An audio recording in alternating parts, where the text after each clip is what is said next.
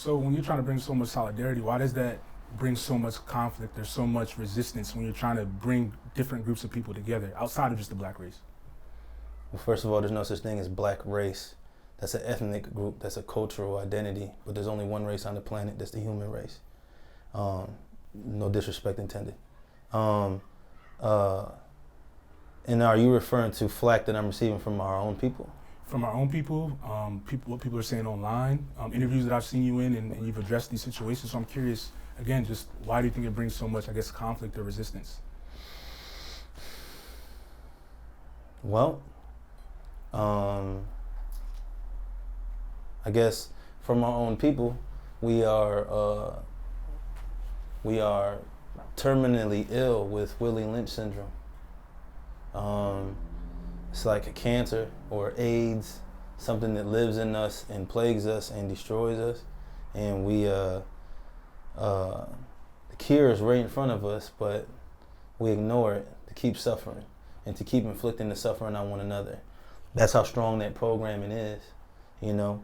And I think that's the main reason why, you know, when I come outside and I push these ideas and make them a reality, and everybody can see them and they're no longer a fairy tale. It's kind of like trauma programming with a woman or a child or a pet. Not to compare a woman or a child to a pet, but that trauma programming is prevalent in all three. For instance, a woman is constantly beat, brutalized by her parents. She grows up in an environment where a man and woman are beating each other, and it's always this loudness, right? A lot of times when or a man too, when you take a man or a woman that grows up like that and put them in a peaceful situation, they don't know how to do anything but destroy that peaceful situation to make it what they're used to. You see what I'm saying? And in their mind, they don't compute what they're doing. All they know is, it's like a subconscious thing where this becoming a physical manifestation where they work to destroy the environment around them, any peace in the environment around them, to make it replicate what they're used to, what they're comfortable with, which is chaos. Same thing with a child. Me, for instance, I grew up in a very horrible situation, a situation I wouldn't wish on anyone, right? And so, my younger years, I was evil, you know, and I wanted to destroy everyone around me, and I wanted to go out in a blaze of glory. I wanted to gangbang, you know. If you, and any of you, even if you were in the same gang I was in, if you weren't on what I was on, if you wasn't as tough as me, if you wasn't as ready to die as me, then I would prey on you too. You know, I want to fight you too. We gotta go there too. You know what I'm saying? That was that program, and I was raised in trauma and abuse and death, and so I replicated that because that's what I was used to. And whenever I was around peace and good stuff, you know, then it was like I had to create the evil that I was accustomed to.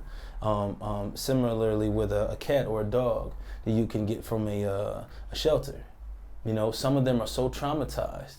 You adopt them, you give them a warm, nice place to stay and some food, and they'll go through the house and rip up and tear up everything and hiss at you and bark at you, and you had to call somebody to come euthanize them, right? Because that's what they're used to, and they can't compute when they're around anything but what they're used to. It makes them uncomfortable, puts them on defense, and they have to fight that peace. They have to fight that understanding. They have to fight that truth, you know? That's what our people are suffering from, you know? Right. They've been beaten and oppressed. They've been the victim for so long. They see somebody, a black man with a gun, stare down, stand up to the police, and the police back down. First thing they say is, that nigga gonna die. They gonna kill his ass. What he doing with that big ass gun? He crazy. Stay away from him, right? Because they're scared.